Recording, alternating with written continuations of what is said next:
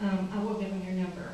For that reason, we would like to request another public hearing, or at the very minimum, for the public comment period to be held open for at least 30 days. Not 2 weeks, but for at least 30 days, but we would like to have another public hearing. I have a question, I guess, to you all. I'm a bit confused. The site information that Langford has applied for in his application, it's Langford Resources Quarry. That's the name that he applied for this application under, right? That is the name he's given To the site, okay. Langford Resources Quarry. To your knowledge, did he ever apply for an application for the site under Langford Business Park or anything like that? It's just strictly been a quarry. I brought the file and checked it. I think you had a construction stormwater permit. He did have one under the... Okay, if it's under Langford, that's the only permit the other permit that we would be concerned with. Okay, so you're only interested in the one that he's filed for under Langford Resources Quarry, right? And our agency also issues the stormwater permit. Okay, and he did that, that was for the excavation of the road, right? That was when it was in the process of clearing the road for the business park. Yes, that's a construction activity. And when he expanded, then he was required, through our notice, to get a individual engineer's permit, which has more stringent standards. Okay, I understand. So, if I understand it correctly, when he expanded it to be a quarry, he had to apply for it under the Resources Quarry when he named it that. Thank you. Actually, I think Bob Deal pretty much covered some of our concerns. I would like to say that my family has been in Burns since the 1800s as well. In fact, they own property that's just on the other side of the hill from the underground city site. We very well know from, and Mr. Baker read the letter from Mr. Bateman about it's been a quarry and it's been operating for all these years. As a matter of fact, it was shut down in 1950s, and it hasn't been operated as a quarry or mining or anything since then. So I would like to say only to you that there's a big difference in the 1950s and the 2000s. We know now that it's very dangerous to pollute the water. We didn't really know that back in 1950. As I said, my family has been in the city for many, many, many years. When it was a mine, and they mined, as Mr. Deal pointed out, there are tunnels that go from the caves that are there way back underneath the city. You all are just here to talk about the water quality, so I'll keep it to the water quality. One of my questions is, once this wastewater is dumped on the ground and it's entering Beaver Dam Creek, which will go downstream to Turnbull, and it's eventually going to go to the Harpeth, is there anything that's going to keep this wastewater from seeping into the ground and into the water that's currently in the caves, that's going to prevent it from seeping in those tunnels and going back in underneath the property into people's streams and wells that are actually upstream from where the quarry site is? I know myself, and I think several other people know, that there are a number of sinkholes around the city of Burns that have opened up because of ground shifting, and it has been probably not proven, but it's been the theory of the elderly people that live in the city that the sinkholes open up because that's where they tunneled in back in the 1930s and 40s. I saw my father fall in one of those sinkholes in a big tractor shortly after an earthquake back in the 1960s. The earthquake obviously rocked the city of Burns quite well back then, and it was very shortly after that he was in his garden and a sinkhole opened up and swallowed the whole tractor. So we have some concerns about that happening again. When the blasting starts, are these tunnels going to shift? Yes, they're going to shift. And what's going to happen with the water pollution that comes from that, that's underneath the ground? And I guess that's really all I want to say. I do want to thank the people that came out. Like I said, I found many phone calls this afternoon of people that are just afraid to get out. Their comments are, I actually had a few that people couldn't get up the hill in the park, and they were going back home. Their comments are, Cheryl, I can get out, I can maybe get to the meeting, but I'm 70 years old, I'm 68 years old, the roads to the park are terrible, what if I break my hip? And as I said, we told them not to get out because it's not worth anyone falling and breaking their leg.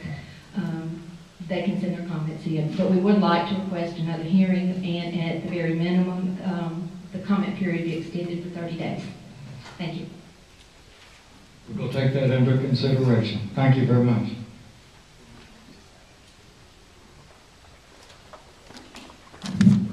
Next would be, you'll have to help me on this. I think it's Joanne Lester. Oh, I'm sorry.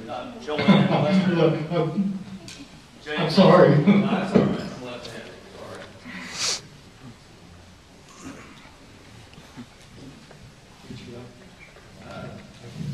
I don't even know. My comment is a two-part comment. I just moved out to Burns about 3.5, 4 years ago. And my backyard has a cave in it, one of those tunnels you were talking about, Mr. Deal. And it's basically the drain for downtown Burns. So every time we have torrential downpours, all the water flows to my back field. Well, of course, the May flood, I'm sure a lot of you have noticed driving through there during the May flood. A lot of you helped me, including you, sir. Thank you very much. That water stood there for about 5 days. And that was a toxic soup of septic, oil, gas, you name it, was floating in that field in my house, both my houses, and a few neighbors up the street too. And I guess my concern is that during the blasting, I'm afraid something was covered up and kept the water from draining properly.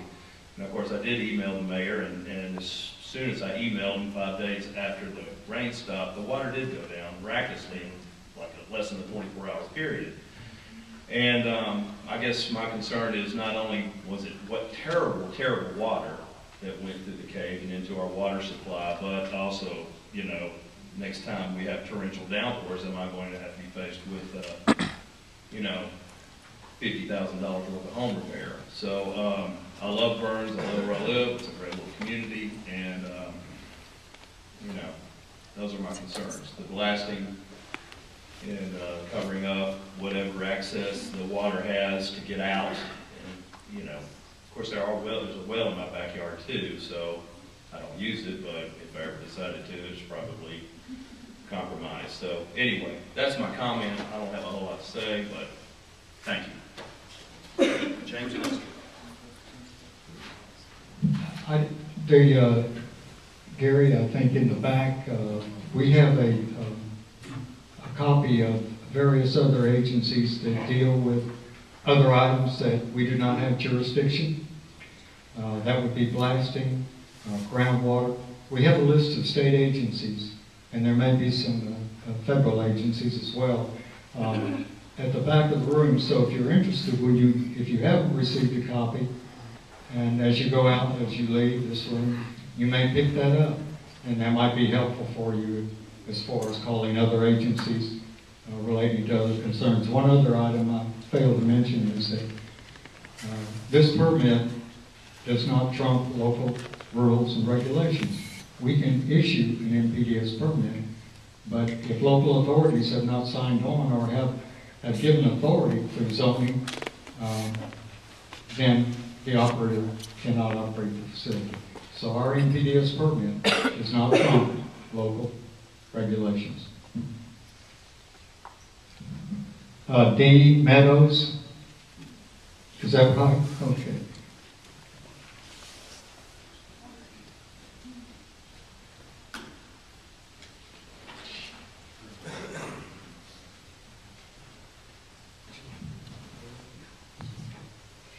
I'm just here to give my support to Bob Deal and all of the unbelievable research he has done. He has a great history involved here with his family and the generations that have been here and that will continue to come. And so his interests, I think, are very valid as concerning the health of the water, the environment that his family will continue to have on the land for years to come. But I'm here in support of Bob Deal, and I appreciate all the work that he's done.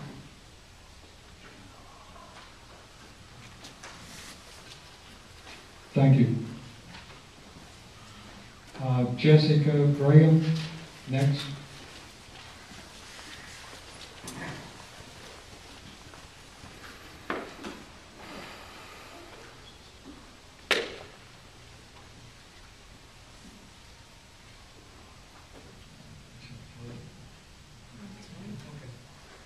Thank you.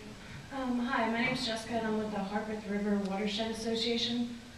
I don't have much to say other than we would like to request for a new date for this public hearing due to the driving conditions. We are aware of many people, including my executive director, Doreen Bowles, who was not able to make it tonight because they were too scared of the conditions inside the park. And just due to the concern of the site, we would like to request a new meeting. All right, thank you. Thank you. Next we have Sean Spencer.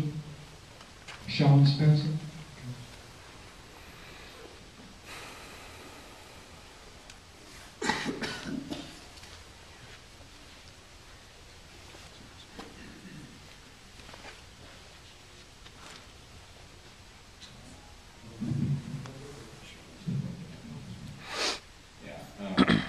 I've been in a business that also has dealt with stormwater pollution before, and I do know that they do get it within the right means, but that does raise even more concern for me, because I do know how much it can affect you.